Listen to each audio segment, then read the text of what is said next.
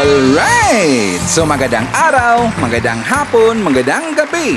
Depende ho yan sa time zone ng ating lugar at sang sulok man tayo ng ating mundo. Sana nasa mabuti tayo na kalagayan at walang sakit-sakit ang lahat. Sa makababayan nating OFW at makababayan natin na nandyan sa Pilipinas, babangpalang araw sa ating lahat.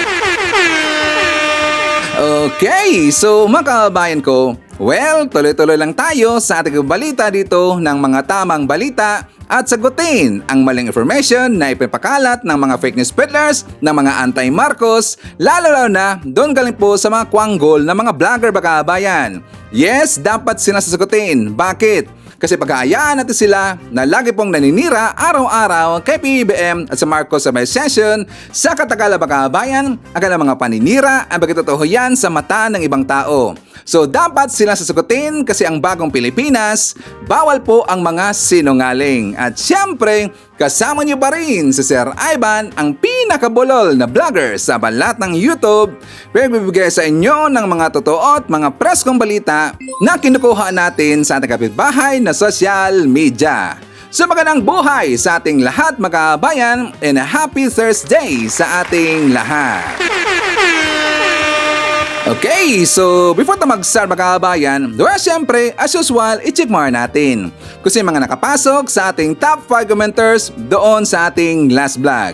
At nandito sa listahan, ang nanguna po, si Ma'am Shane Sibal. Meron siyang 87 na mga comments. Nandiyan rin po si Conrado Amogawin. Meron siyang 52 na mga comments. Lerma Sondita. Meron siyang 37 na mga comments. Enge Mentiza. Meron siyang 28 na mga comments. Angeline Quezon. Meron siyang 35 lahat ng mga comments. Again, kasama po sa ating top 5 commenters. At syempre, pasalamatan rin po natin ang ating po mga silent viewer dito sa ating channel. Thank you so much. And also pasalamatan rin po natin ang lahat ng mga viewers na lagi pong nagla-like tsaka lagi rin pong nagsishares ng ating mga videos. Thank you so much. And also mga kababayan ko, i-acknowledge rin po natin ang ating po mga channel members. Nandyan sila si Marie Cres, Barbara Butler, Katita Darl, Pusong Inami, Cosmo Defender, Susan Torres, Eva Ponsalan, Edmond Casteliejo, Lia Ann, Gold Digger, Samuel Membrado, and Bia Bibar. Pasalamatan rin po natin mga kababayan ang nabigay sa atin ng super thanks or pang snacks and pang lemon ni Sir Ivan. Thank you so much kay Lula Taray from Japan. Nabigay sa atin ng 800 Japanese yen.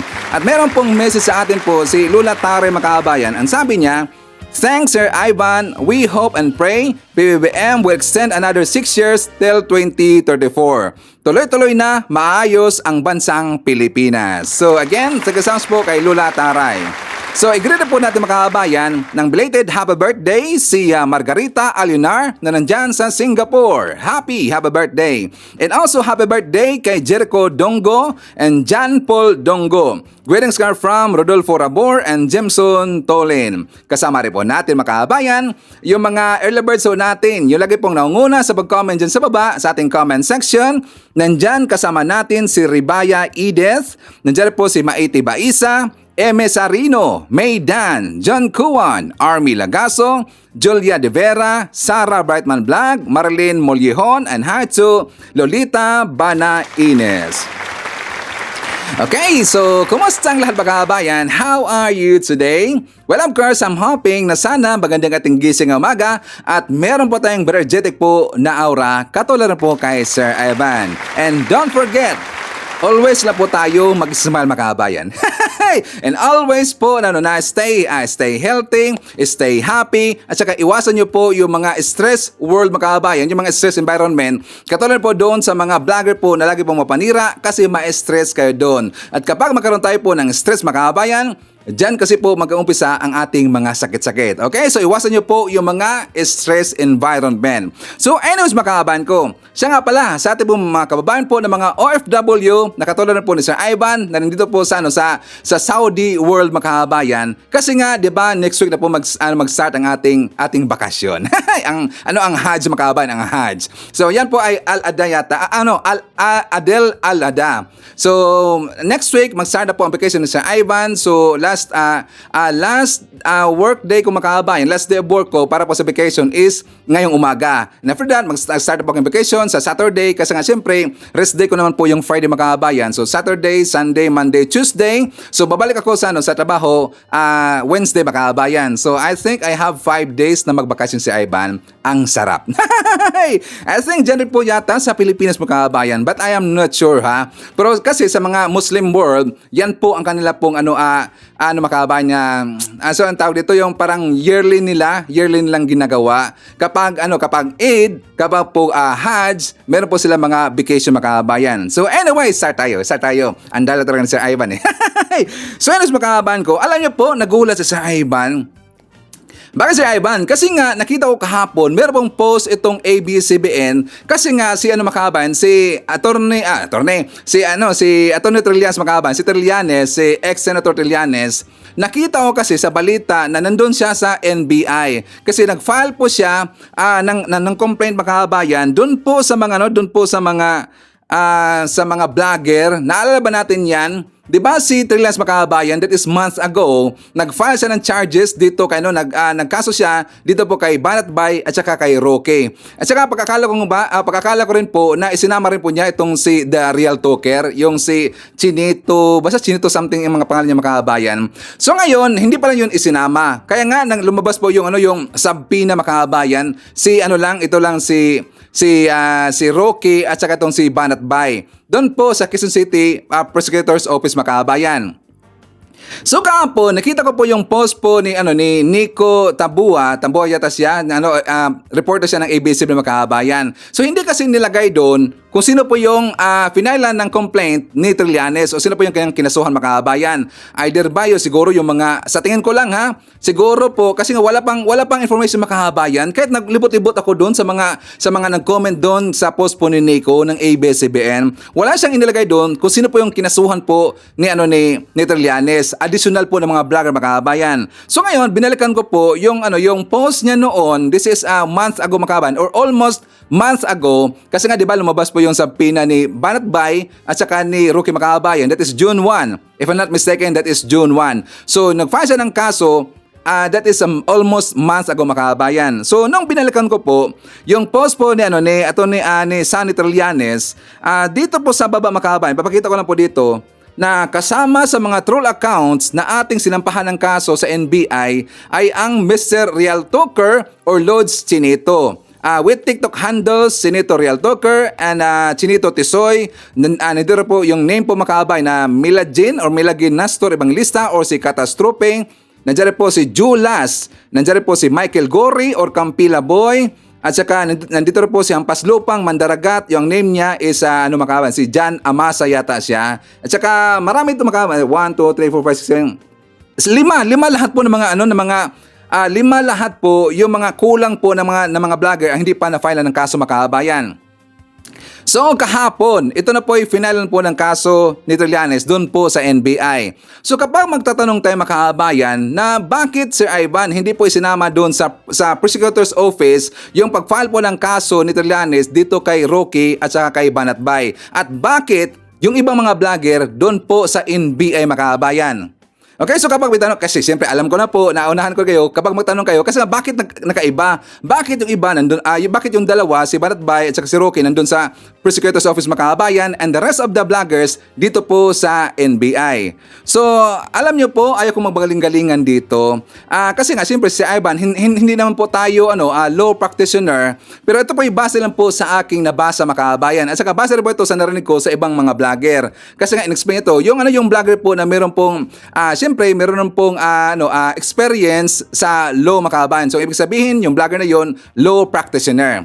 So, base na po, at dito rin po sa ating mga, sa ating viewer na, na attorney, i-correct niyo po si Ivan, okay? So, kung bakit doon po kinasuhan ni ni Trillanes, si Banat Bay at saka ito pong si Roque Makabayan sa Prosecutor's Office kasi nga sure na po si Trillanes na meron pong probable cause yung kinaso niya doon po sa dalawang gonggong ni Makabayan.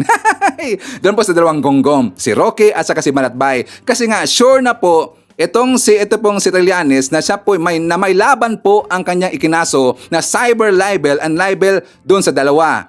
Bakit siya sa NBI po? Ito pong dito sa the rest po ng mga vlogger, yung tinawag niya na Trolls Makabayan. Kasi nga 'di ba yung NBI, that is Investigative Body Makabayan. Sakto ba si Ivan? 'Di ba that is investigative body? So i-build up po niya yung kaso Makabayan o yung final niya na complaint dito po sa mga ibang vlogger.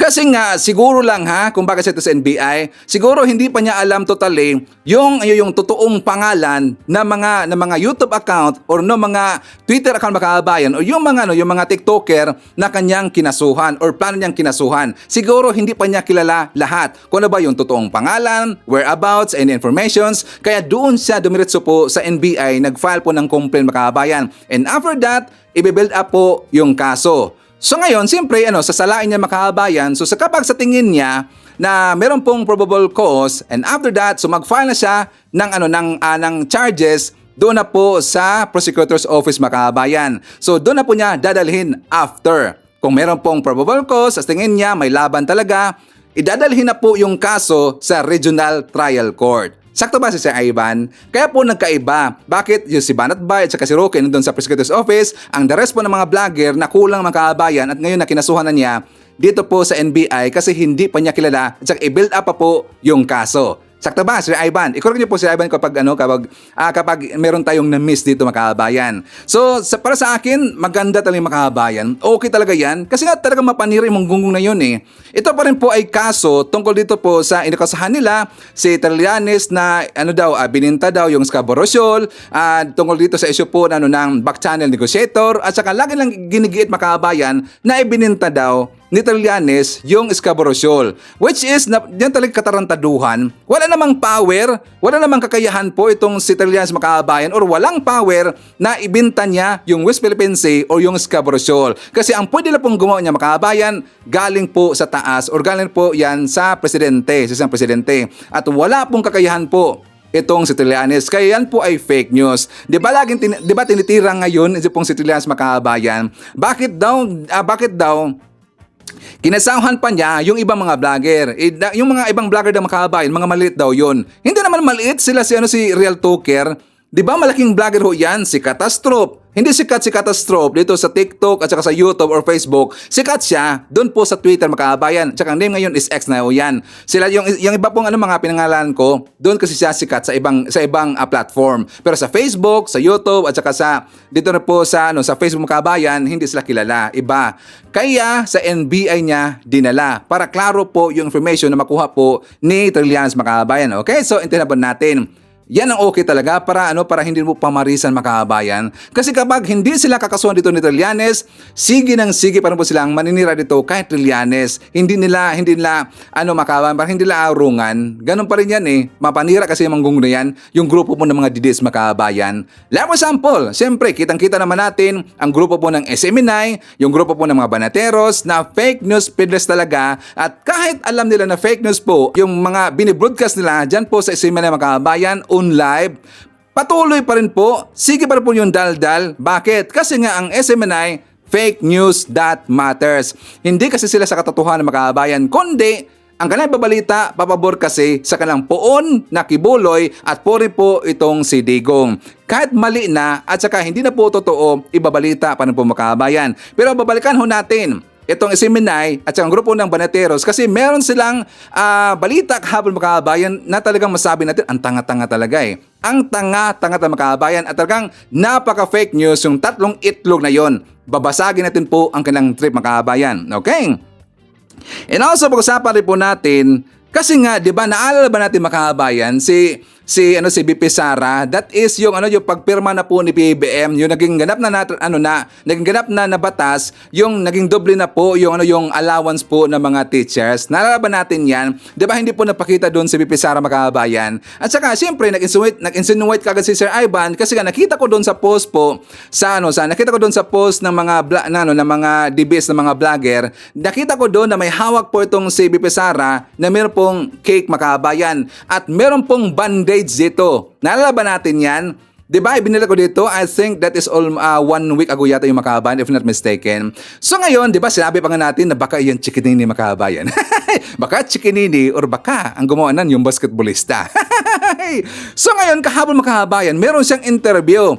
Ito, kung bakit nga pala naglagay siya dito ng bandage, kasi meron parang kamot yata yung, mga kababayan. Parang kamot talaga yun eh. Kasi nga, kung sabihin natin dito na siya po'y nagpa-opera o nagpa-hospital, wala kasi akong nakita po na post po ng mga DBS na na-hospital po itong si BP Sara. As in, isa makaon, wala akong nakita. Bakit? Siyempre, alam mo natin, natagla sila po yung mga updated po tungkol kay BP Sara. So, kung ano man yung mga kinikilos ni BP Sara, mga event ni BP Sara, or meron man siyang pupuntahan po ng mga, ng mga ibang mga private niya ng mga events, like for example, kung pumunta siya sa hospital, sigurado tayo po na magkaroon sila ng post dito, mga kababayan. Pero wala po. Until nakita natin po kung bakit nakalagay po ng bandage, kasi meron pong ganun, parang merong kamot. Sino kaya nung nagkamot, mga kababayan? What do you think? Dahil ba sa stress na siya sa kanyang pamilya, ng kanyang husband, mga kababayan? Or baka sobraha po yun, yung pagdidribble po ng isang basketballista. Sakto ba? At saka mayroong chikinini, mga kababayan. Alam niyo po, tinignan ko dito, talagang parang kamot talaga yun eh. 'Di ba, naalala natin na ito pong si BP Sara hindi sila not in good terms siya doon po sa kanyang husband, mga kababayan. Parang walang husband naman siya, 'di ba? So, nakita ko rin po na binilakan kasi ano bang issue dito ni BP Sara? Bakit siya nakaganon? Kasi wala namang balita na siya po ay na disgrasya. Walang ganun, mga kababayan, 'di ba? Walang disgrasya. So, yun po. So, I assume na yun po ay kamot or ano mang nangyari, mga kababayan. So, binilakan ko po yung meron kasi siyang invitation doon sa programa po ng 1PH. Yung pong di ba, kasama niya si Senator Amy Marcos, mga kababayan. Di ba kasama niya during po, I think birthday yata yun ni BP Sara. At natanong po niya si BP Sara, tsaka meron siyang sagot doon na manhid na daw siya. Manhid na daw ang kanyang feelings sa mga nangyayari po sa kanyang pamilya or any issues ito. Baka sa issue po ng kanyang pamilya, like for example kay Digong, kasi nga si Digong na talagang nahubaran na ho ngayon sa mga issues, mga ginagawang mga kabulustugan po ni Digong sa ICC, sa EGK, sa issue po ng West Philippine Sea. Siguro yun po isa po sa mga nagpapa-stress sa kanyang, mga kababayan. Correct ba? Pati rin po sa issue dito kay nila ni Baste, nila ni Pulong, at saka pati rin po sa kanya, mga kababayan, na kung saan hindi niya natanggap po yung CF niya. Yung confidential funds. Baka siguro po siya ay na-stress. So alam niyo po, kasi nga, dito kasi sa mga sinasabi nila na marami kasi narinig niya, mga kababayan. Kapag kasi sabay natin dito na parang manganhid na siya, wala siyang pakialam. Diba meron pong issue dyan sa, correct na siya ba na, baka may issue siya dito sa mental health, mga kababayan. Siguro lang sa mental health. Baka kasi sabi niya, manhid na daw siya eh. Wala siyang pakialam, mga kababayan. Parang wala na siyang pakialam dito sa mga nangyari sa mga paligid niya, kung ano bang gagawin sa kanya, ano bang mga stress dito nangyari, manhid siya. So siguro, mga kababayan, meron siyang mga disorder dito, mental health issue. Yan po ay delikado, mga kababayan, kasi nga parang siguro sasaktan niya ang kanyang sarili, sinasaktan na niya ang kanyang sarili, kasi nga merong mga mental issues. So yan po ay hindi maganda. Diba? Hindi maganda yan. That's may plano siya. May plano po dito yung kampo po nila ni Digong na papatakbuhin po na bilang presidente ito pong si BP Sara, mga kababayan. Qualified ba na maging presidente itong si BP Sara? Diyan pa lang po sa kanyang ipinakita, mga kababayan, kung saan hindi niya talaga in-explain, mga kababayan, kung bakit meron siyang kamot dito, kung ano ang dahilan niyan. Kaya nga marami kagad dito na nagbigay po ng mga insinuations, baka sinaktan niya kanyang sarili, mga kababayan. Mag-isip-isip na po tayo, okay? So of course, mga kababayan ko, pag-usapan rin po natin mamaya ito pong si Topacio, kasi si Topacio, mga kababayan, natatawa talaga ako eh. Si Topacio, sinupalpal siya ng isang reporter at talagang napahiya sa makabayan. At syempre, marami pang iba. Alam naman po si Sir Ivan, marami itong binibitaw ng mga pasabog. Every time na maglalabas tayo ng mga bagong balita dito sa ating channel. Okay, so before tayo mag-start makabayan or magpatuloy nga pala, siyempre kukumustahan ko muna kayo at saka shoutout natin ating mga pinalangga ng mga legends, ang ating mga senior citizen. Hello po, kumusta? Kumusta? I'm hoping po na sana nasa maayos tayo ng kalagayan. Nandiyan rin po kasama natin ang mga pinalangga ng mga Marcos Loyalist. At syempre, nandiyan rin po kasama natin ang mga DDS na mga matitino. Nandiyan rin po kasama natin ang mga Penklawan at saka yung mga Dilawan. At syempre, i-welcome rin po natin ang ating po mga new subscribers. Mga bagong pasok dito sa ating channel, welcome to the family and thank you po for appreciating our channel. Okay, so anyways makahaban ko, before tayo mag-start, saka babalik po sa ating mga topic, meron muna akong papasagutin sa inyo. Pabor ba tayo? Agree ba kayo na tatawagin nilang overkill ang trademark ng BBM admin makabayan? Ulitin na po natin, okay ba sa inyo na tinatawag po ng kabilang kampo na overkill daw ang trademark ng BBM administration makabayan? Please comment dyan sa baba at babasahin nyo yan mamaya ni Sir Ivan, okay? So yan kasi po ang mga pinapakalat ngayon lang ng mga black propaganda makabayan, paninira dito sana sa ating gobyerno. Bakit nila tinitira pa rin ngayon bakit nga pala binubrought up pa rin pala ngayon yung issue po ng pag-raid? Hindi naman kasi issue yun kasi okay naman yung makabayan eh. Para sa akin, hindi yun overkill. At talagang ginawa lang po ng trabaho ng kapulisan natin yung pag-serve po ng arrest warrant doon kay Kibuloy. Pero para sa kanila makabayan, issue daw yun, malaking issue daw yun. At alam nyo ba, may plano po, nakakasuhan po ng taga KOGC, yung kapulisan makabayan. May plano sila at saka inuudyukan na po sila dito ni Banat Bay. So bakit na ginbrought up na yan, yung issue na yan? At hanggang ngayon, mainit pa rin po makabayan. Kasi gusto nilang ipakita po sa mga viewers nila, sa mga naoto nila, mga mangmang na tao na yung Marcos administration ngayon ay isa daw diktador makabayan, diktador at saka inabuso daw ang kapangyarihan nito. Yan po ang lagi nang sinasabi po ng SMNI, laging sinasabi po ng mga vlogger ni Digong, vlogger ni Kibuloy at saka ng Banateros makabayan. Abusado daw itong Marcos administration. Hindi po abusado makabayan. Para sa akin, hindi po abusado ang Marcos admin, kundi sumunod lang po sa rule of law. Okay, so but before the makabayan, ipakita mo natin po siyempre ang good news natin at saka balita po ng ating gobyerno, balita na po kay PBM. For more details, let's watch this. Protektahan at pangalagaan ang kalayaan ng ating tinatamasa ngayon.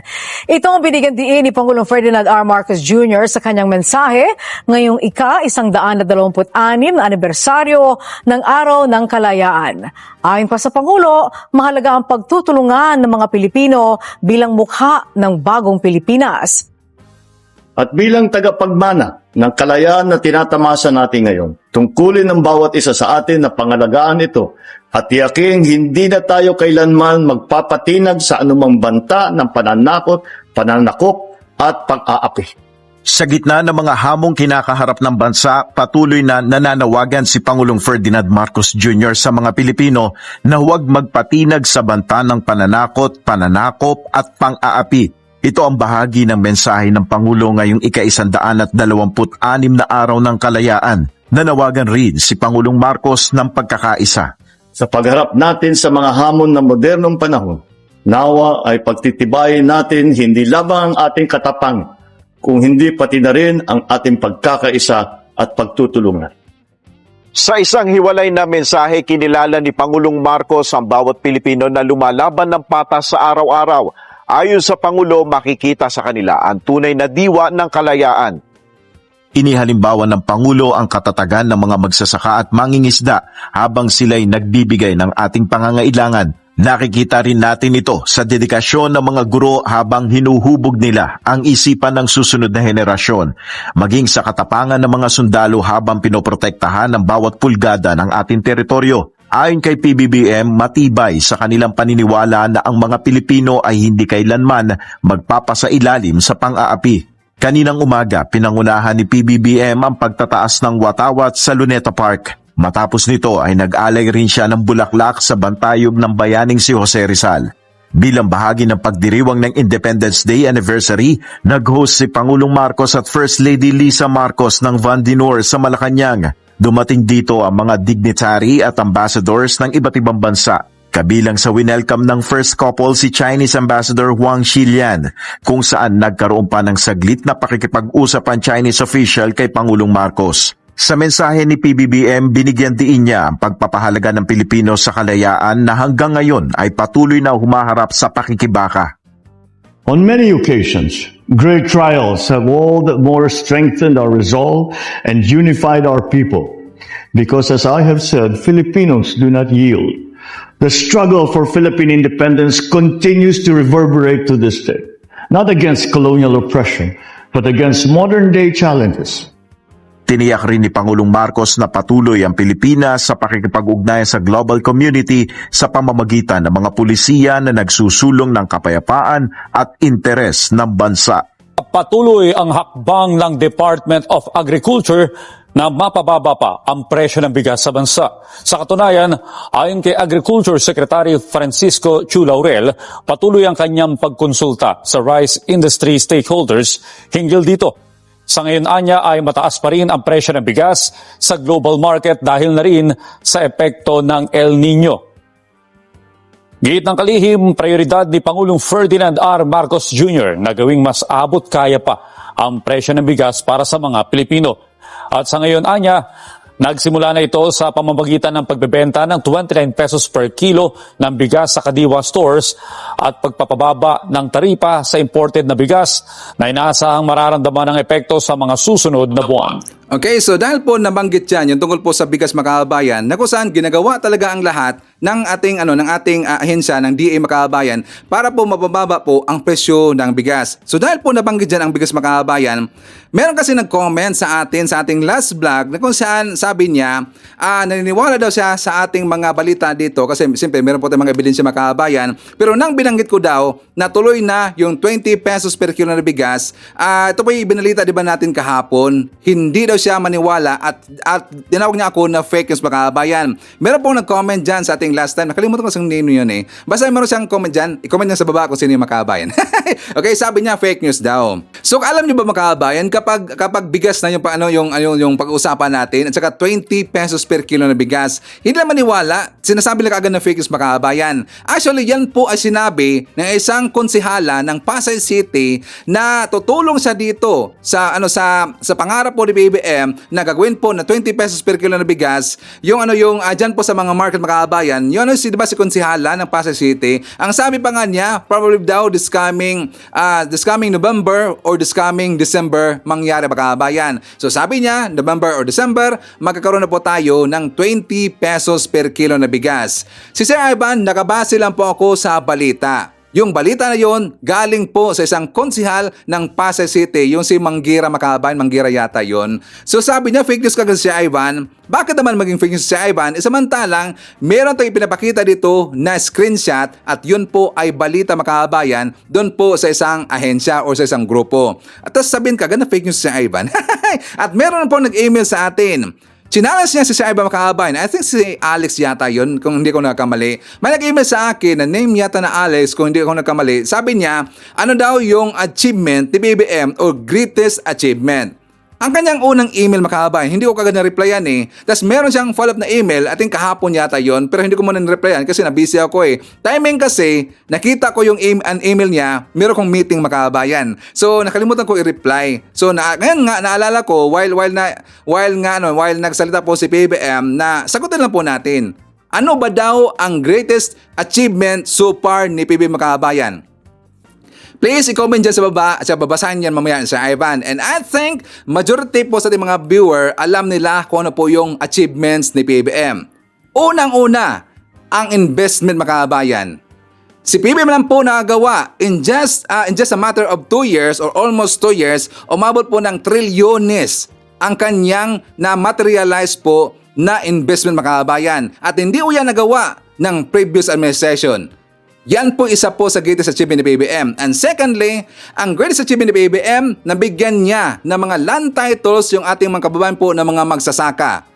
Nagawa ba yan makabayan? Nagawa pa yan ng previous administration sa mga dumadamaan noon? Di ba maraming problema po yung mga magsasaka natin? And after po kay Apulacay, napabayaan na yung mga kababayan natin po ng mga magsasaka. Di ba? Correct ba I'm wrong? Ito po aking nakikita na isa to sa mga greatest achievements po ni BBM. Kasi nga mismo na po yung mga magsasaka ng sabi makabayan na first time talaga nila na isang presidente na sila po'y pinuntahan doon sa lugar na yon at nakatanggap sila ng ganun po kalaki ng mga cash assistance at saka nakatanggap rin po sila ng land titles na ilang dekada nilang pinagsasakahan makabayan. Diba? So yan po ay para sa akin considered po as a greatest achievements. And also makahaban ko, para sa akin rin po, ang greatest achievements kasi nga napamaintain nila po yung inflation sa Pilipinas. Kahit meron tayong mga malaking problema, kahit sa mga international po, sa ibang mga country, nagka-problema, syempre naapektuhan rin po yung Pilipinas. Ang gera po doon sa Russia at saka versus po doon sa sa Ukraine, di ba naapektuhan talaga ang lahat ng bansa? Lalo na ang Pilipinas. Pero at least, napamaintain po yung inflation sa Pilipinas. Ngayon, isa na po sa achievements po ni BBM, yung mga kababayan natin po na nandyan sa Pilipinas na walang trabaho, marami na po ngayon nakakaroon po ng trabaho makabayan. And also, idadagdag po natin, greatest achievements po ni BBM para sa akin ay yung pabahay makabayan. Yung pabahay, i-compare nyo doon kay Digong, yung pabahay ni BBM. Meron bang kasing ganda sa napagawa po ni BBM ng mga pabahay doon po sa previous admin makabayan? Sige nga, sample nyo sa akin mga haters, meron ba? Meron ba mga yung talagang makabago, yung talagang high-end ngayon, high-tech ngayon, talagang parang high-tech po na kondo makabayan style ngayon, 'di ba? Yung bago ngayon sa mga babae ni BBM. Yan po ay para sa akin as considered po as greatest achievement ni BBM. Kasi marami pong mga kababayan natin po nakakaroon na ng bahay at talaga pong deserving po na bigyan po ng bahay makabayan. Okay? So, Sir Alex, okay na ba yun? Please comment dyan sa baba at babasahin yan mamaya ni Sir Ivan. Okay? So, ayun sa makabayan ko, before tayo babalik doon sa issue po nila ni Banat Bay at saka yung iba pang mga gunggong ng mga tao, mga pamanira po ng mga vlogger makabayan, naalala ba natin yung doon po sa Sinampilan sa Digos Makabayan sa Mindanao, I think sa somewhere in Davao yon, na kung saan 'di ba meron pong nakatanggap po ng isang buntis na akap makabayan ay ang ayuda na 10,000 pesos. Pero yun po ay kinuha po ng barangay, pinag-divide makabayan. So ang nabalik sa kanya is only 1,500 lang po. 'Di ba? Mangyak-ngyak talaga yung buntis makabayan. At saka nag-viral po ang kanyang istorya. So dahil po yung nag-viral makabayan, siyempre talagang nagulantang lahat yung mga barangay officials at saka ibinalik nila po. Kumpirmado, ibinalik po yung 10,000 doon po sa buntis makabayan. Pero hindi ho yan palalampasin po ng DSWD. Kasi ayon po ng DSWD makabayan, yan po ay sign, yan po ay form of corruption, yung pangingikil, yung kinunan po at parang kinuhanan po ng party ng pera. Ang tawag dito, may term yan makabayan, may term yan, parang pangikil na siguro yan. Basta corruption yan eh. Yung ganyang gawain makabayan, hindi ho yan palalampasin po ng Marcos administration. So ito na po ang balita. For more details, let's watch this. Pananagutin ng Department of Social Welfare and Development ang barangay official na nangaltas sa ayuda na natanggap ng isang DSWD beneficiary. Ito yung nag-viral sa TikTok na babaeng buntis mula sa barangay Sinalwilan, Municipality of Matanao sa Davao del Sur. Nagrereklamo ang babae matapos umanong bawasan ng kanilang barangay ang 10,000 pesos na nakuha niya noong Biyernes bilang tulong ng DSWD sa mga naapektuhan ng El Nino. Lumalabas na 1,500 pesos na lang, 1,500 pesos na lamang umano ang ibinigay ng barangay official sa babae, bagay na lumabas din sa investigasyon ng DSWD. Ayon kay DSWD Secretary Rex Gatchalian, isolated ang insidente. Kasabay nito ang kanyang pagbibigay diin na walang karapatan ang sinumang opisyal ng barangay na mangaltas ng ayuda mula sa DSWD. Kasamahan siya ng DSWD sa pag-file ng administrative and criminal case. Administrative, grave abuse of authority, yung ginawa ng mga barangay official. 2, yung criminal, graft and corruption. At the same time, kung may intimidation, robbery, kung wala, theft.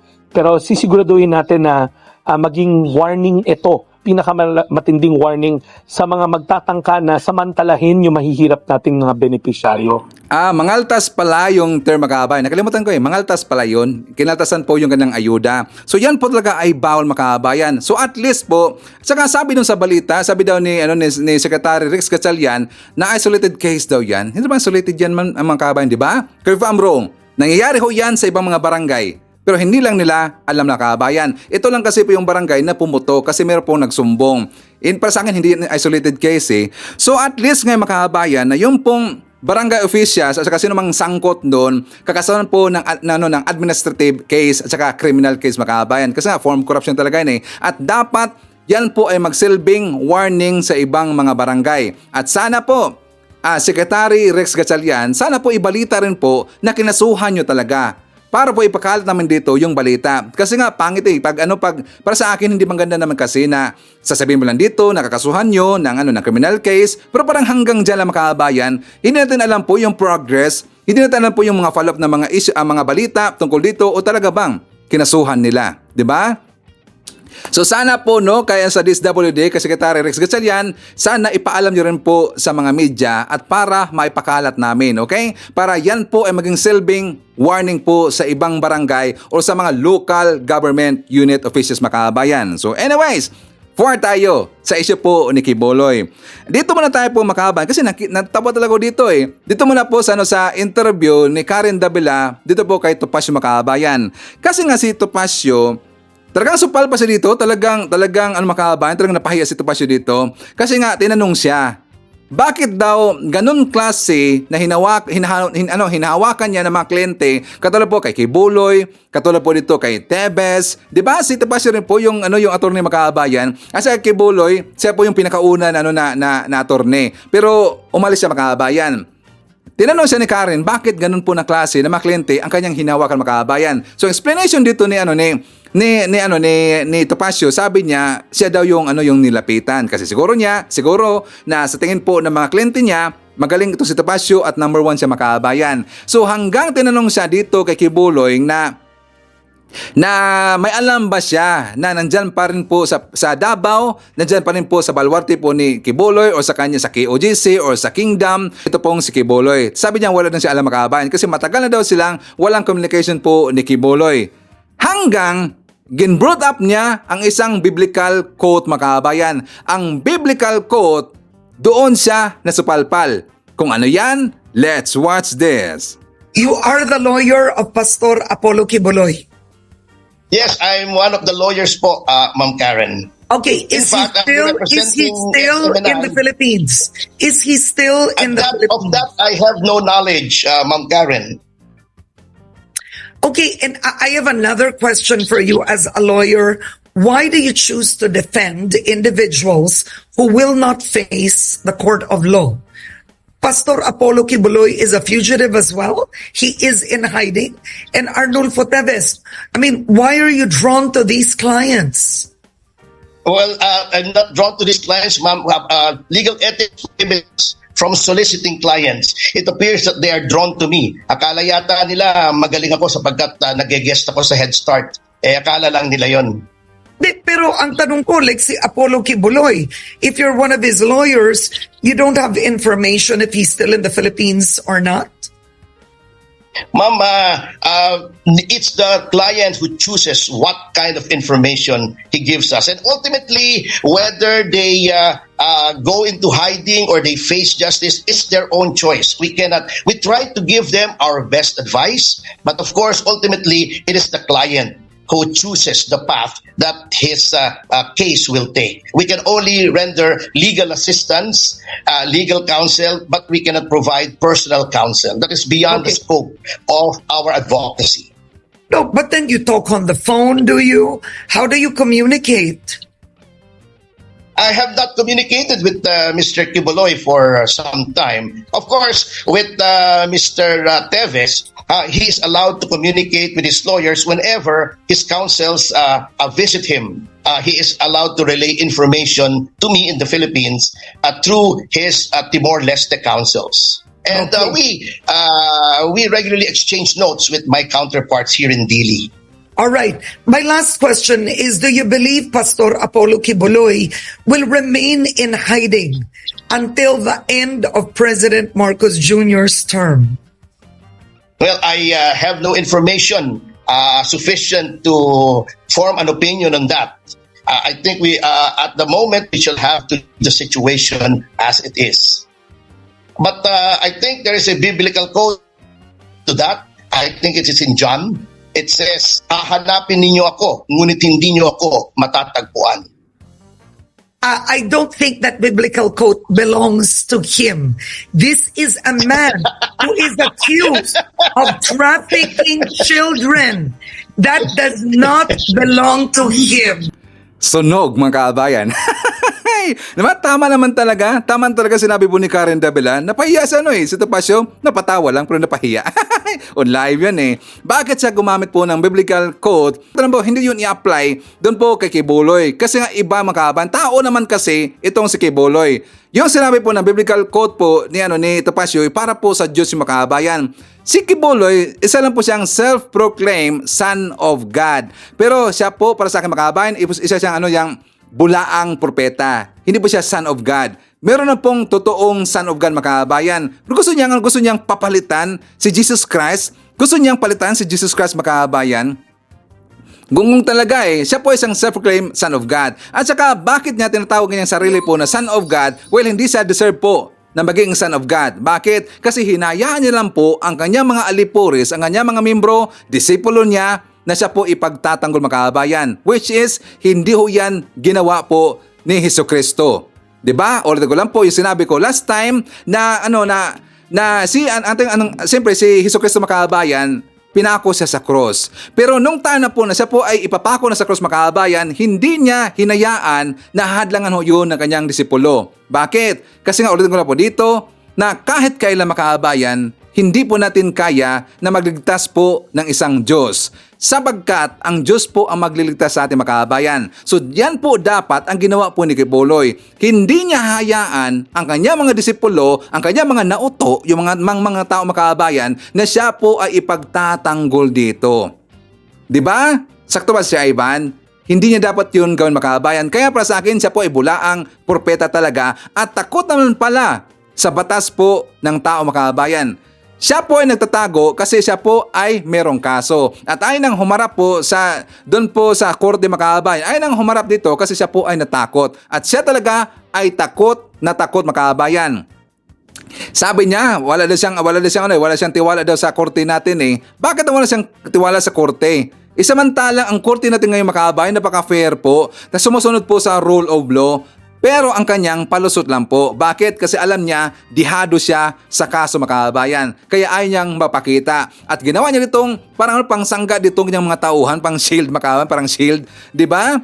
Tapos alam niyo ba na nagpalabas po dito ng picture po? Ipakita ko lang sa inyo, pero ayaw ko lang pong i-post, mga kaabayan. Kasi nga, parang sa White Tea. Napansin ko kasi kapag meron po mga ganito ng mga mga kaabayan, parang naging red flag kay White Tea. So meron silang ipinakita po na picture na kanilang membro, mga kaabayan, ng QOGC na meron ditong may konting kalmot, may kalmot po dito yung isa, at saka maliit na po ng mga kalmot, mga kaabayan. Yan po ginamit nila na black propaganda ngayon. At yan po ay post nila doon sa Twitter.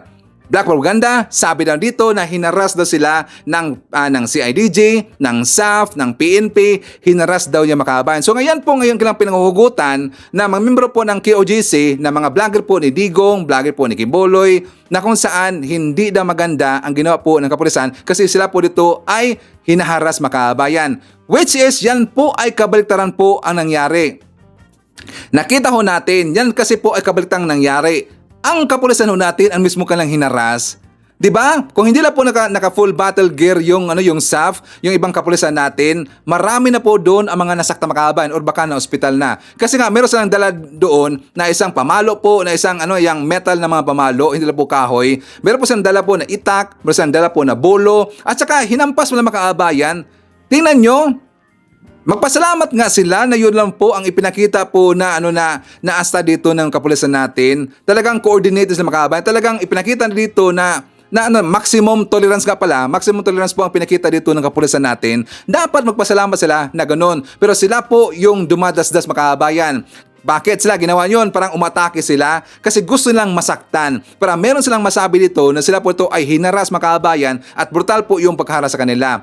Yan kasi ang kanilang point doon, kaya ganun po nangyari. And one thing, bakit ginawa nila yan? Para magkaroon pa dito ng time po na makatakas itong si Quiboloy. So ngayon mga kababayan, ipapakita ko sa inyo yung balita na siyempre si Secretary Abalos ng DILG, dinipinsahan niya dito yung mga akusasyon po ng kabilang kampo na hindi daw maganda yung ginawa po ng kapulisan. Tungkol dito sa pag-serve po ng warrant of arrest at saka ng search warrant doon po sa QOGC. For more details, let's watch this.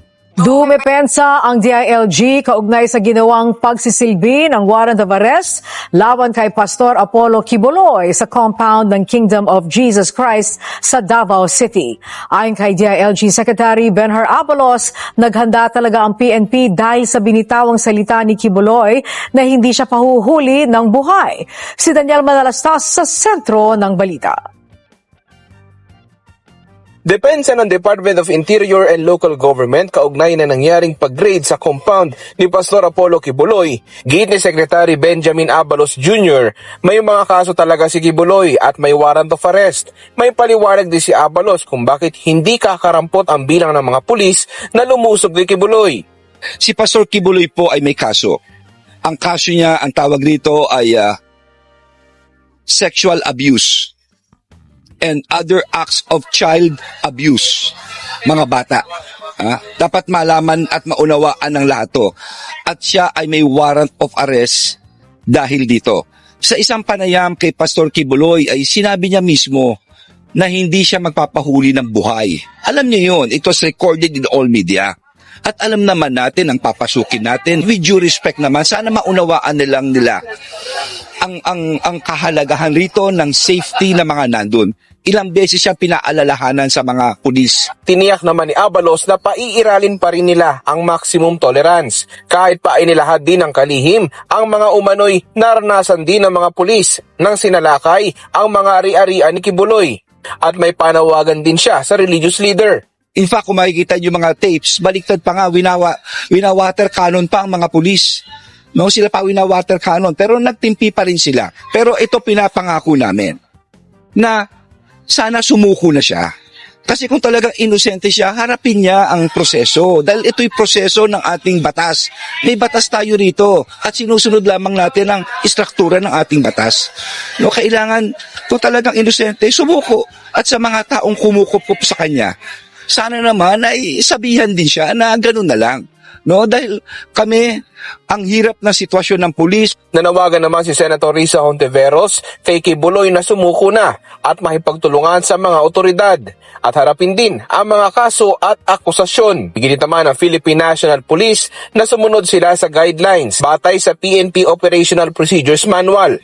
Nanawagan din ng PNP sa mga supporters si Quiboloy na galangin ang legal na proseso. Yan ang dapat mong gawin po ng mga membro po ng QOGC mga kabayan. At dapat yung mga gunggong lang na mga vlogger, yan po ang dapat gawin la. Manawagan sila na ilabas na po. Sabihin la, ay pastor, sana lumabas ka na, harapin mo yung kaso mo. Kung sa tingin mo na wala kang ginawa dito kung sa tingin mo na hindi ka guilty, so mananalo siya sa kaso. Dapat, di ba? Dapat ganun po ang kanilang panawagan doon po kay pastor.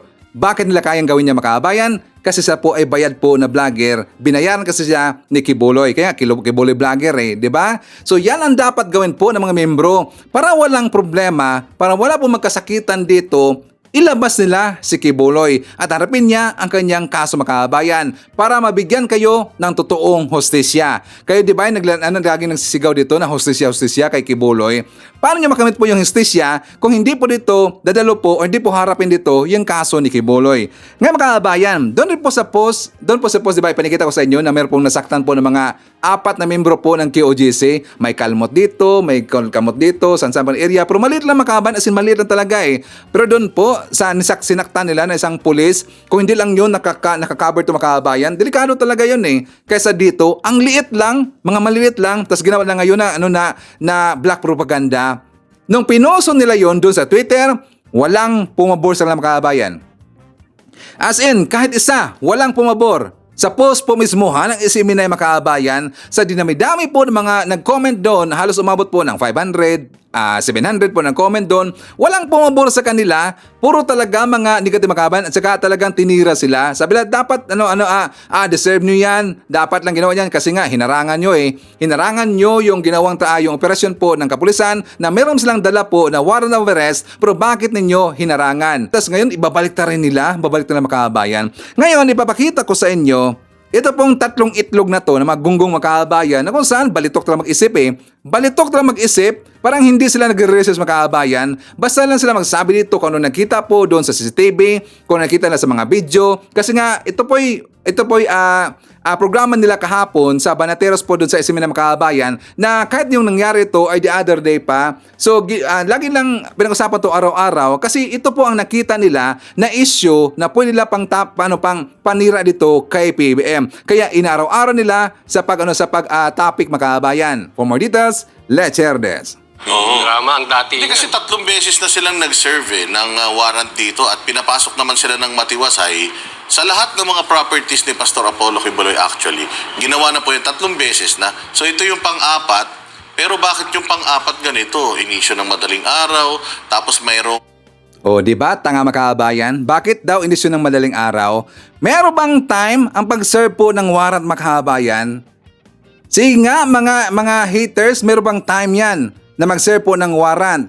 Gusto nyo ba na sasabihin po dun sa taga-QOJC na ay pupunta kami dyan, mag-search warrant kami, hanapin namin po si Kibuloy, arestuhin namin. Gusto nyo nang ganon? Gusto nyo malaman mo na umaga rin po makabayan? Diba? Ito, tanga to si Boss Didi. Ang laki-laking tao pero ang liit po ng utak makabayan. parang harassment na nangyayari, akyatan ng walang paalamanan, siguro miski ikaw kung bahay mo biglang may pumapasok ng... Bakit sila umakyat? Kasi nga inakyat po yung fire truck na nakatambay doon makabayan. Diba doon sila sa fire truck? Nagdudulang ako yun, bakit? Kanino ba yung fire truck makabayan? What do you think? Bakit nakatambay kaagad doon yung fire truck nung dumating na po yung kapulisan? So ibig sabihin, muna talaga ng tip po sa KOJC na pupunta doon ang kapulisan makabayan. Bakit nandun kaagad itong fire truck? Diba?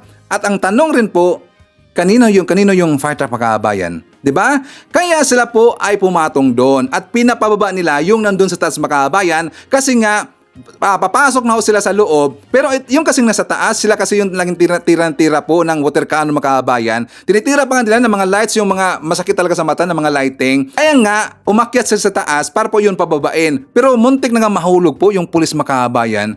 'Di ba? This oras Ayan, ng gabi, yan, oh. hindi ba? Actually, ang justification nila dyan, bakit hindi na lang kasi lumabas si Pastor Kibuloy? Una-una, hindi yun ang punto dito. It's the way kung paano nila i-serve yung warrant. Remember arrest warrant, hindi search warrant. Magkaiba. Yan, tanga yan. Kasama po ang search warrant makabayan. Sinabi na nga mismo ng kanilang QOJC Council pero ayaw nilang pakinggan makabayan kasi ang gusto nilang papaniwalaan dito, yung sinabing una ni Butanding na wala dang search warrant kundi warrant of arrest. Pero yun po sinabi na po ni Jade Makabayan the other day, di ba pinakita ko dito, sinabi na rin po ng QOJC Council na meron pong dalang search warrant. Pero matagal na po nila nakuha po yung search warrant nung time na yun na nila in-implement Makabayan. Element or surprise, kasama po yung search warrant. Pero walang alam po yung tatlong itlog ng makabayan. Ang alam nitong tatlong nito, puro lang panghotot po ng kanilang mga viewers. Yun. So sa arrest warrant, hindi pwedeng basta-basta ka papasok at sasabihin mo, naandyan. Hindi ganun yun. Kasi... Teka lang, di ba ang arrest warrant makabayan, anytime ka pwede makapasok? Arrest warrant? Kasi meron ng arrest warrant eh. Di ba? Sakto ba si Ivan? Hindi daw pwedeng pumasok ng walang daw search warrant makabayan. Kung dalal mo lang daw is arrest warrant, hindi daw pwedeng pumasok makabayan. Pwedeng pumasok po kahit arrest warrant po ang dadalhin. Pero dapat tanongin na po nila itong si Digong. Kasi sa panahon po ni Digong, yung war on drugs, yun talaga ay totoong overkill. Mas grabe pa nga makabayan eh. Mas above pa nga sa overkill yun. Bakit? Wala nang warrant, di ba? Warrantless na makabayan. Warrantless na po, kahit walang dalang search warrant, kahit walang dalang arrest warrant, basta papasok na po sa bahay, di ba? Warrantless na nangyari. Pero bakit hindi laging brought up yung issue po ng EJK mga kabayan. Di ba? Bakit doon po sa issue po ng pag-serve po ng search warrant ang ating kapulisan dyan kay Kibuloy? Ganun lang pala, di pwedeng pumasok sa bahay natin ng lahat niyan. Sabihin nila, o nandyan si pastor sa bahay nyo. O di lulusubin namin kayo. Pwede bang ganun? Hindi pa pwede yun. Bawal ho sa batas. Yan ang ano ho dito. Bawal sa batas ang ginawa ng kapulisan na ito. Yes. Dapat managot yung kung sino man yung namuno dito. O, di ba? Gusto lang kakasama mga kabayan. Gusto lang papanagutin. Pagtawanan lang sila ng taong bayan. Alam po ng taong bayan na tama po ang ginawa po ng kapulisan. Sila pa dito yung mabaliktad mga kabayan. Sila pa dito mabaliktad dito at dapat dito kay Banatbay. Dapat to kay Banatbay. Ang i-focus na niya ang kanyang kaso na final po na kaso ni Trillanes. Dapat doon siya mag-focus makabayan. Hindi siya kahit ano lang sasabihin dito tungkol dito sa issue po ng kapulisan, tungkol dito sa issue po ni Kibuloy, dapat mag-focus siya sa kaso niya ni Trillanes. Okay? So before tayo mag-forward po sa ating next topic makabayan, well, isa naman natin. Nandiyan po si Nonoy Florin Hills, Flor Figo Mapag, Hacho Feli Pilipina, at sa kanyang mga anak daw na nandyan sa Makati City.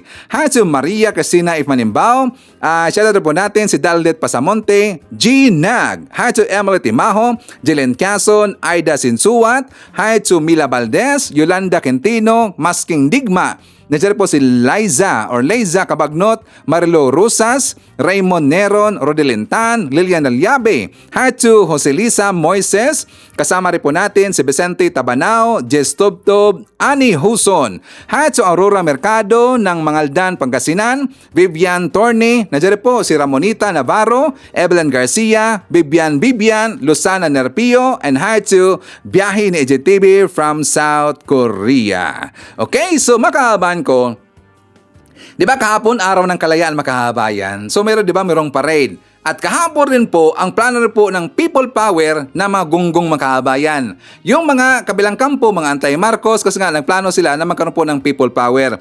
Alam nyo ba, nilangaw makahabayan? As in, nilangaw talaga.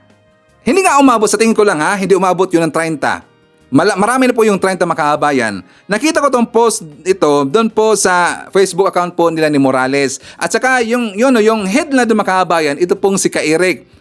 Ganyan lang po, kaliit ang kalang kasama makahabayan. Yan ba yung paghambog-hambog ninyo? Yan ba mga pinagyabang nila na mag-people power? Kaya nyo bang pababain po si PBM ng ganun lang kaliit po inyong kasama? Putsa! Titirisin lang kayo ng mga makamarcos. Ganun lang, hindi umabot ang 30. O sige, bigyan natin ng chance. 40 makabayan. Ganun lang, people power, 40 lang kayo. Gonggong talaga eh. At saka nag-blend sila doon po sa Parid Makabayan. Kahit nag-blend pa sila sa Parid-Parid kasi naman silang ginawa po na rally, Parid-Parid din po sila, may dala sila mga flag, pero iba po, rally-rally Makabayan. And after that, nung nakatapos na po yung parade, tas nandun sila sa kanilang binyo Makabayan, ganun lang pala kaliit, hindi po ganun kadami. Ganun lang po kaliit ang kanilang tao na nauto Makabayan. At yan po ay mga bayaran. Nasaan na ang budget ninyo? Wala nang budget. Nandun na sa bulsa. Ka-Eric, wala kayong hire dyan. Nakahiya naman eh. Mag-people power kayo, ganun na po kayo kaliit. Hindi ko ayaw ko sasabihin po na ganun kadami, kundi ganun na po kaliit. Puro kayo mga tungaw naman kayo. Tungaw kasi mga utak ninyo, gonggong talaga eh. People power, dapat marami kayo. Kung yan po ay gagawin po ng mga makamarcos, kung yan po ay gagawin po ng mga sumusuporta kan kay PBBM. For example, sumusuporta kan kay PBBM, yung aside po sa mga loyalista, aside po dito, nandyan po yung mga Pinklawan, nandyan po mga Eskunyan, kasi yung ibang Eskunyan makabayan, sumuporta na kan kay PBBM, pati nga yung mga supporter po ni Manny Pacquiao, di ba? Supporter po nila ni Leni Robredo, sumuporta kan kay PBBM. Kung lahat po ng mga supporter ni PBBM ang mag-people power makabayan, titirisin talaga yang pong sila si Kibuloy at saka silang pong si Digong Makabayan. Diba? Ipakita po ang power ng mga makamarcos. So, anyways makabayan ko, shoutout mo natin. Shoutout mo natin, nandyan po si Jamia Barisio, Merjane Tan, Angelita Holsanger, hi to Elvira Manser, Nestimar Laksao Maniklang, nandyan po si Meng Ongria Sentino, hi to Apple Nash, si Mizo LB, Bibi Garcia, Marilo Bidnarek, Joe Padua, nandyan po si Mary Gray Secretaria, Othilot Lim Liesto, Conrado Amugao, Darwin, Lerma Sondita, Norma Camba, Anhaitsu, Milagros Martir. Okay, so ipakita ko sa inyo mga kabayan yung vlog po na ni Attorney Claire. Kasi nga talagang sinabo niya dito, ito pong si Digong magkabayan. Doon kasi po sa sinabi po ni Digong na overkill daw yung ginawa po ng kapulisan sa pag-serve ng warrant of arrest dito kay Kibuloy magkabayan. Sinabon siya, sinupalpal siya ni Attorney Claire. For more details, let's watch this.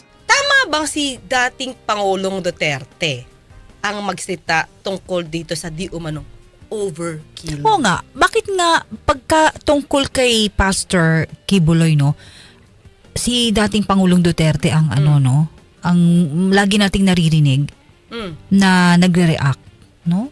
Magkaibigan sila, di ba? Sinabi naman. Magkaibigan, marami namang magkaibigan dyan, Attorney Claire, di ba? Pero kasi sila talaga unang tatanungin. Kung nandito nga, So very kung close. hindi PR ang nagsasalita dito, kung hindi AI, kung talaga si dating Pangulong Duterte nagsasalita dito, siya talaga yung tatanungin, bakit?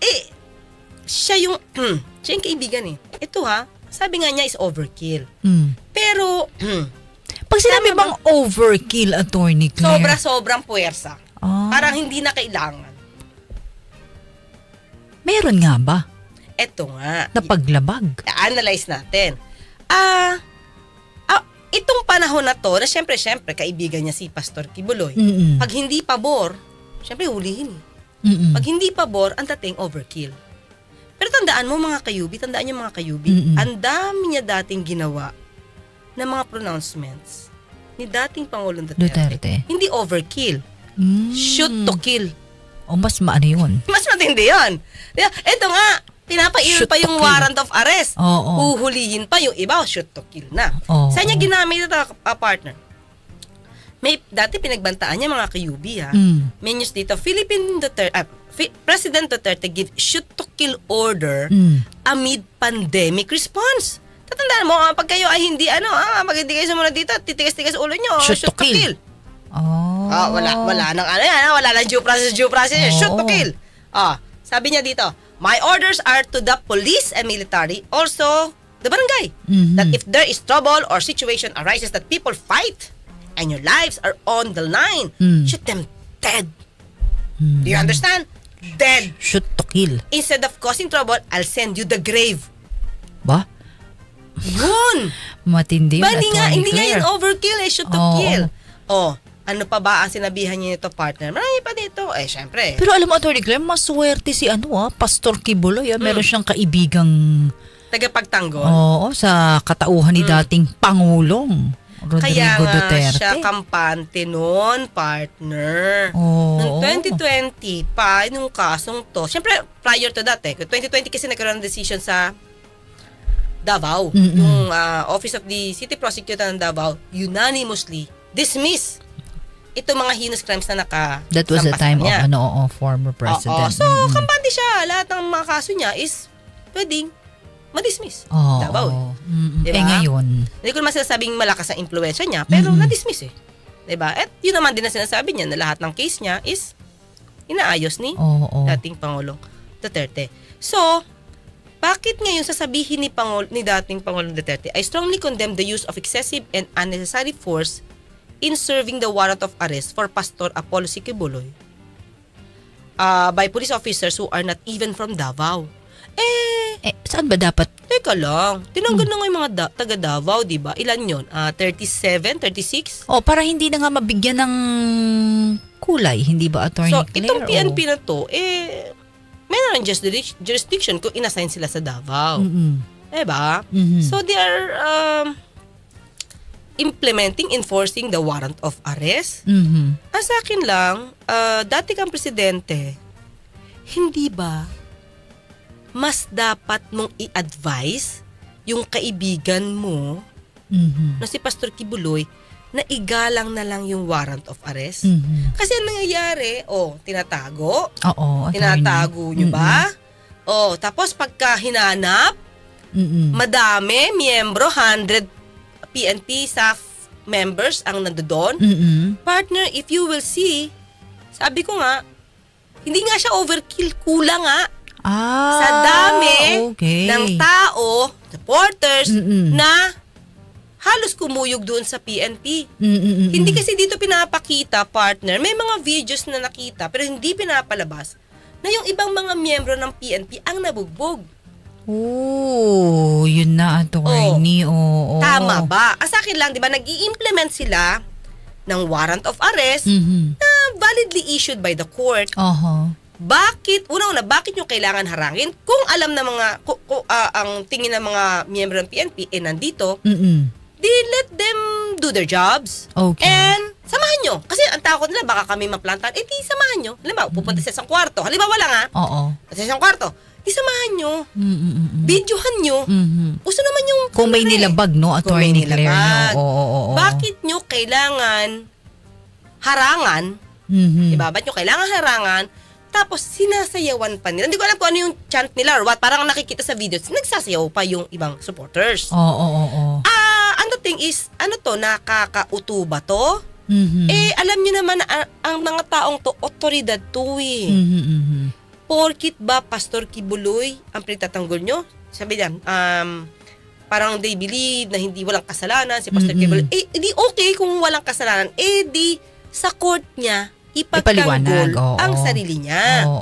Ano ba ang gusto ng mga miyembro or supporters ni Pastor Kibuloy? Ano gusto nila? Wala nang warrant of arrest. Ganun ba? Or attorney, kasi nga, iginagalang nila yung pinaka-banal na, kasi sa kanila, banal yun eh. Yung Kingdom of Jesus Christ na lugar nila eh. Na sa kanila, ang posible ang kanilang pananaw dyan, sana hindi doon. Kung doon nga nagtatago eh. Yun ano gagawin mo? lang. So, ibig mo sabihin, lahat ng tao, ito na sa akin kukunin ko yung logic nila. May isang killer. Isang killer. May warrant of arrest. Nagtago sa church. Si Mang Katoliko. Anong gagawin? Hindi namin pwedeng ulihin kasi simbahan yan. Ganon? Hindi pwedeng ganon. Yun, sa batas. Kung sila na mismo, diba? Kung alam nyo naman, Pangulong Duterte, parang posible namang hindi mo malaman kung nasaan yan. Kumakain nga kayo ng sabay dati. Diba? But di mo na lang i-advise as a lawyer, as ex-president, for Pastor Kibuloy na igalang kung ano ang batas. Puti pa nga si partner may nadinig ko, pero na siguro, a month ago, tinanong dati si Senator Robin kung ano masasabi niya. Si Robin Hood. Diba, sabi niya, since nandyan na po sa korte, siguro po dapat na kayo magpakita. Buti pa yun, hindi lawyer eh. Doon medyo... Naiintindihan. Medyo babatiin ko si Senator Robin doon kasi sabi niya magpakita na kayo. Kasi nasa korte na. Kasi nung nasa Senado, ayaw niya, di ba? Total, nasa korte nito, tingin ko, right time na magpakita na kayo. Ito, minadinig ba tayo kay dating Pangulong Duterte na lumabas ka na? Ang kinikriticize niya pa dito, PNP. Na overkill ang pagkaka-serve, ang pag-serve ng warrant of arrest. Na para bang to the point na parang meron pa additional dyan, partner eh. Na para bang ano yung ine-expect natin sa gobyerno? Tama ba? Kung may ganyan, sige nga, nandiyan ba sa news mo? Pero attorney, paano rin yung nag-react din naman si Vice President di ba? Ito partner, teka lang, ito na muna ha. Sige. Ito sabi niya, will this overkill be the trademark of this administration when dealing with individuals who are merely accused of committing a crime and have not been proven guilty beyond reasonable doubt? Ano naman to? Sa akin lang, lawyer to ha? Lawyer to si dating Pangulong Duterte. Sabi niya, hindi ko alam kung ito yung pinaka-words niya. Pero baka kayo, binasa news ito ng Inquirer.net. Ito yung words, nakakote. So sabihin ko, salita niya to. Will this overkill be the trademark of this administration when dealing with individuals who are merely accused of committing a crime? Teka lang, anong crime ba yung pinag-uusapan natin? Dito, simpleng crime. Heinous crimes. Crimes ang pinag-uusapan natin. And have not been proven guilty beyond reasonable doubt. Of course, hindi pa sila mapuprove guilty. Bakit? Wala pa sa korte. Naku naman. Dating Pangulong Duterte, dati ka naman naging prosecutor. And you know this process. Kaya nga yan, inaaresto. Why, partner? Hindi masisimulan yung proceeding sa court kapag hindi pa yan na-a-arraign. Ibig sabihin, magpi-plead guilty si Pastor. Guilty or not guilty? Not guilty. O di, nagkaroon na ngayon ng jurisdiction yung court sa kanyang pagkatao. Diba? The court will now have the jurisdiction over the person of the accused. Paano mo sasabihin na have not yet been proven guilty beyond reasonable doubt? Wala pa tayo sa stage para masabi mong hindi siya guilty. Para masabi natin guilty siya o hindi. Diba? Wala pa nga. Totoo naman, not yet proven guilty. Kasi meron tayong presumption, di ba? That person, the accused still considered innocent until proven guilty beyond reasonable doubt. Andun si Pastor ngayon, sa sitwasyon na yun. So in other words, diba? Nandun naman talaga tayo, lahat naman eh.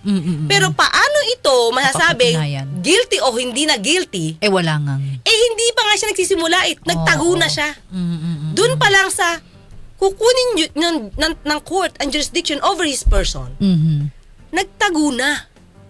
Ngayon, sino nag-advise dito na magtago? Yun ang tanong doon, Attorney Claire. Bakit hindi noon niya lang niya i-advise na lumabas ka, fight for your right, defend yourself before the court. Tsaka, attorney, napagtatanto ko yung mga pahayag ni dating Pangulong Duterte. Ito sarili ko lang opinion. Doon sa mga supporters niya, parang nagbibigay ng hindi magandang pangitain sa present administration eh. Yes, ito. Ito nangyari, mga kayubi. The way I see it, ginagamit nila itong issue na to. Para yung tingin ng tao sa gobyerno, abusado.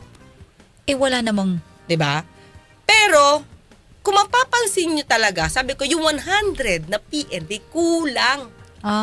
Mas marami ang humarang. Diba? Mas marami ang tao humarang. Doon. Kasi ganito naman yung mga kayubi. Kahit 5 yan. Kahit 5 lang yan. Pero hindi haharangin na sandamakmak na supporters ni Pastor Kibuloy. Walang magiging tensyon. Kaso kasi may mga supporters talaga eh. Anong expect natin, partner? Yung mga supporters may dalang kahoy? Parang korte ng arnis. Hindi naman siya arnis, di ba? Parang kahoy, bolo, sabi may dala. Anong ina-expect nyo? Ilang pulis ang dapat na pumunta? Kung haharangin na sandamakmak na supporters. Yun lang. Hindi nga, parang hindi nga naka-first base ang PNP dahil sa dami nila. Diba? So ito, sabi ni Pangulong Duterte, dating Pangulo, how can this administration guarantee the preservation of the constitutional rights of our fellow Filipinos when even the most fundamental of these rights are being trampled upon and blatantly violated? Parang, look who's talking. Parang ganun yung dating. Teka lang po, di ba yan din po yung naging issue sa inyo sa ICC? Na kayo daw, di umano, nag-violate ng human rights. At yun nga, dinidilig nga sa, kumbaga, nag-start mag-investigate na. Nag-start, or nandun na tayo sa gitna ng pag-iimbestiga ng ICC. Parang, is the former President Duterte the right person to say these things? When in fact, kayo din yung dating tinuturo na nagba-violate. Diba sabi ko nga, hindi nga siya nagsasabing overkill eh. Most of the time, shoot to kill. Diba? Yun lang. Yun lang sa akin. So, tingin ko, ang pinakamagandang ginawa dito ni Pangulong Duterte, panawagan niya yung mga miyembro, total kayo naman yung administrator ng properties. Definitely, meron kayo say kahit sa mga miyembro, diba? Wag nyo nang harangan. Let the PNP staff, di ba? Members do their jobs. Tapos, kung makita nila, okay. Kung hindi man nila makita, di wala. Okay, so any comments, suggestion, or reaction sa ating mga topics ngayong araw, please feel free to comment dyan sa baba at babasahin yan mamaya ni Sir Ivan. Okay? So anyways, yan po ang ating mga nakalap na balita ngayong araw. Kung nakaabot ka po sa portion na to, sana nakapag-like na ho tayo. Libre po ang mag-share. Libre din ang subscribe. Again, maraming salamat sa mga viewers na hindi nag-skip ng ating mga commercials. Thank you so much. At before natin tatapusin ating programa ngayong araw, sana sabayan niyo si Sir Ivan para sa ating live messaging prayer. Panginoon, makapangyarihang Diyos, ang bukal ng karunungan at pag-ibig. Nagpapasalamat po ako sa iyong pinagkaloob na buhay sa akin. Sinasamba po kita. Ngayong araw, nananalangin po ako para sa karunungan na magamit ko po ng matalino ang aking oras at magamit po ang karunungan sa lahat ng aking ginagawa. Panginoon, pinupuri ko po ang iyong katapatan sa aking buhay. Mangyaring, protektahan mo po ako at ang aking pamilya mula sa pasakit at tukso at bigyan mo po kami ng kapayapaan ng kalooban. Sa ngalan ng ating Panginoong si Jesucristo, Amen. So maraming salamat mga kababayan, and I hope to see you again on my next video.